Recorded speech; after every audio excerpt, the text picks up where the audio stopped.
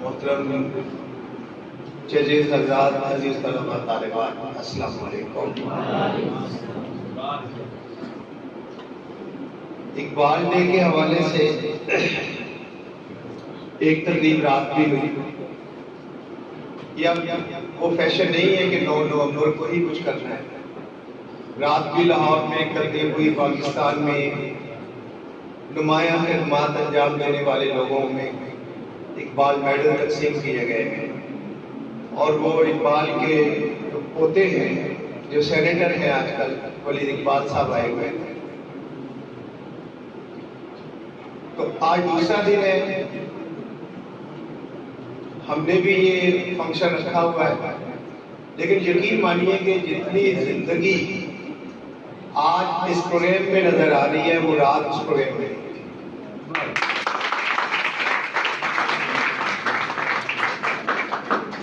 Society board हमेशा कोई भी मौका हो से हाथ से नहीं जाने देता और हम आपके लिए कुछ ना कुछ करते रहते हैं। और इसका भारत सेना जो है वो रईस प्रोफेसर एजाज खान साहब को जाता है। अभी डॉक्टर सलीम कह रहे थे कि आपकी सलाहियतों को हम निखारते हैं। मैं बस इतना कहूंगा कि माइकल एंजेलो मुजस्मे की दुनिया का, संतराशी की दुनिया का सबसे बड़ा मुजस्मा तराश, इस दुनिया का बादशाह। उससे पूछा गया कि माइकलो ये इतने अच्छे अच्छे मुजस्मे कैसे बना लेते हो? आपको कभी स्पेन जाना हो तो वहां उसके मुजस्मे 28 मुजस्मे हैं जो बाइबल में मौजूद नुमाया शख्सियात के मुजस्मे हैं, जिसमें बहुत बड़े बड़े अम्बिया भी शामिल हैं। तो उसी के हाथ के बने आज कोई 500-600 साल गुजरने के बाद भी ऐसी हैं जैसे अभी बना के गए। तो पूछा गया कि माइकलो इतने अच्छे मुजस्मे कैसे बना लेते हो? तो उसने नहायत मासूमियत से जवाब दिया, मैं तो नहीं बनाता, ये मुजस्मे तो पत्थरों के अंदर मौजूद होते हैं, मैं तो फालतू करके क्या करता।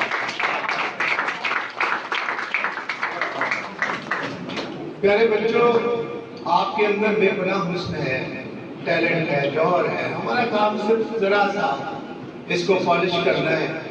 आज इतनी उम्दा आवाजें सुनने को मिली हैं। मैं आवाजों के बारे में मायूस था, मेरा ख्याल था कि अच्छी आवाजें हमारे पास नहीं है, लेकिन आज तो मैंने बच्चियों के ट्रायल किए, इतनी उम्दा आवाजें हैं। कुछ लड़कों के भी ट्रायल किए। आज आपने सुनाया तो मुझे आज मैं पूरे फख्र से कह सकता हूं कि आवाज की दुनिया में भी हमारा कॉलेज किसी से पीछे नहीं।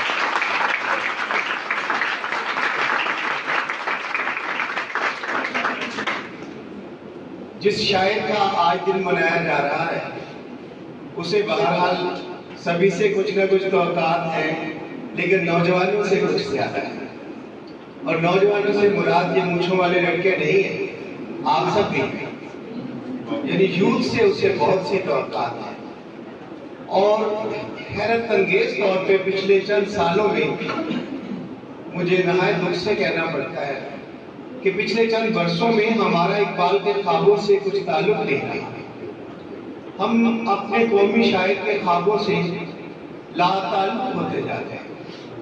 और उसकी शायद वजह यह है कि सभी दुनिया समेटने में लग गए हैं और मादियत की ऐसी हवा चली है कि अब वो ख्वाब देखने वाले, ख्यालात से मोहब्बत करने वाले, तस्वुरात इंट्रोड्यूस करने वाले अब इस काम को घाटे का सौदा समझते हैं। मैं 2-3 छोटी बातें आपको बताऊं कि लोग अपने शायर व अदीबों से कितनी मोहब्बत करते हैं। नरोदा 20वीं सदी में जो सबसे ज्यादा शायर पढ़े गए उनमें एक शायर है चिली का पेब्लो नरोदा। नाम सुना होगा अगर अंग्रेजी के बच्चे बैठे हैं तो। पेब्लो नरोदा उसने अपनी यादाश्तों में लिखा कि जब मैं शेर लिखता था तो मेरे अब्बा मुझे फेंटी लगा दिया। ये तो आमतौर पे यहाँ भी होता है कि कोई गाना शुरू कर दे तो अब्बा नाराज, कोई शायरी शुरू कर दे तो अब्बा नाराज, कोई काम शुरू कर दो अब्बा नाराज होते हैं। लेकिन इन अब्बा जान की नाराजगी के बावजूद लोग सिंगर भी बनते हैं और बड़े शायर भी बनते हैं। तो उन्होंने कहा कि मेरी जब पहली बार अब्बा को पता चला तो उन्होंने मारा, दूसरी मरतबा मारा, तीसरी मरतबा मारा। तो पेब्लो कहता है कि मैं एक दिन एक रिसाला पढ़ रहा था तो उसमें एक लफ्ज आया नरोदा, उसका कोई कलाम भी छपा हुआ था।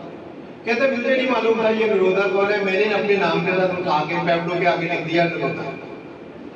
कहते अब मेरे भी कलाम वलाम छपते थे, रिसाले घर आते थे, अब्बा भी पढ़ते थे, कहते थे ये पेब्लो नरोदा बड़ा अच्छा शायर है, और उसे मालूम नहीं था कि मेरे ही साहबजादे के करतूत है। वो बाद में पेब्लो नरोदा जो है इतना बड़ा शायर बन गया कि हिंदुस्तान का सफीर रहा, फ्रांस का सफीर रहा, अमेरिका का सफीर रहा, चिल्ली का सदारती उम्मीदवार रहा, इतना बड़ा आदमी बन गया। कहते हैं कि दिन बैठे बैठे मुझे ख्याल आया कि ये नरोदा कौन है, इसका तो पता किया जाए कि जो मेरे अब्बा की जगह ले चुका है। तो कहता है मैंने मालूम करवाया तो पता चला कि यूगोस्लाविया का कौमी शायर है। कहते मैंने सोचा कि फिर जाना चाहिए, मिलना चाहिए नरोदा साहब। तो मालूम हुआ कि कई बरस पहले फौत हो गया। कहते चलो फिर उसकी कब्र पे जाना चाहिए। तो नरोदा साहब की कब्र की जियारत के लिए वो आए अमेरिका से, पेब्लो नरोदा साहब। कहते मेरा ख्याल था कि जाएंगे भागे भागे भागे फूल खरीदेंगे तो कब्र पे रखेंगे, वापस आ जाएंगे और मैं अगली फ्लाइट से अमेरिका आ जाऊंगा। लेकिन कहते हैं जब मैंने वहां जाके देखा 7 घंटे लगे टिकट खरीदने में, वहां इतने लोग थे। और वहां ये नहीं होता कि कोई आ गया है तो सभी लाइन तोड़ के तो पिछले कमरे से वो लाइन में खड़े हो जाते हैं। और कहते हैं इतने ही घंटे लगे वो फूल कब्र पे रखने में, इतनी लंबी लाइन। पेब्लो नरोदा ने अपने मेमोइर्स में लिखा कि अगर 15 मिनट वहां जो स्टाफ था वो वहां से फूल ना उठाए जो पहले से मौजूद है तो नए लोगों के फूल रखने के लिए जगह नहीं बचती।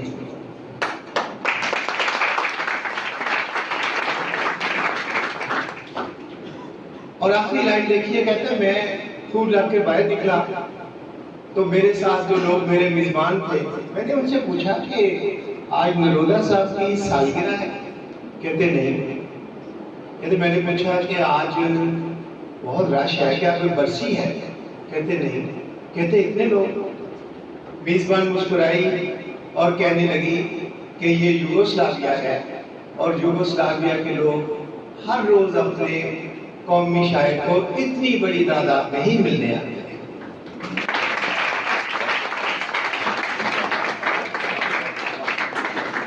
प्यारे बच्चों, याद कीजिए कि आप आखिरी बार इकबाल की मज़ार पे कब गए थे। यकीन मानिए कभी अव्वल तो हम जाते नहीं, और अगर जाते हैं तो हमें मिसें जबरदस्ती ले गई थी एक बार।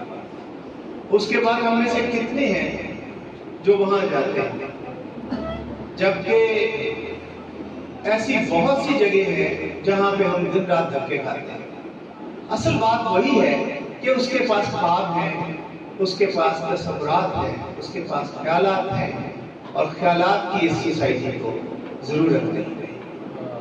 मैं बहुत शुक्रगुजार हूँ अपने दोस्त वाजिद अमीर साहब का, डॉक्टर दानिश अजीज साहब का, डॉक्टर सादिक बशीर आपका, पारिस साहब आए हुए हैं, अब्दुल पारिस साहब। आज की महफिल आपकी मौजूदगी ने उसे चार चांद लगा। मैं आप सबका शुक्रगुजार हूँ। बच्चों, आपका बहुत शुक्रिया, आपने कितने डिसिप्लिन से सुना। वाकई आज का प्रोग्राम जो है वो मैं आपको डेडिकेट करता हूँ। और ये जो लिटरेरी सोसाइटी है और रीडर्स हैं, ये दो प्लेटफॉर्म हमारे, इनके कारकुनों का बहुत शुक्रिया। वो ये जो प्रोग्राम आपको सामने नजर आता है ना, ये कागज पे बहुत दिनों से चल रहा था और इन्होंने कितनी खूबसूरती से इसको परफॉर्म किया। पहाड़ जितना बाहर नजर आता है उससे कई गुना ज्यादा जमीन के अंदर होता है। तो ये वो लोग हैं जो जमीन के अंदर का पहाड़ है। Thank you.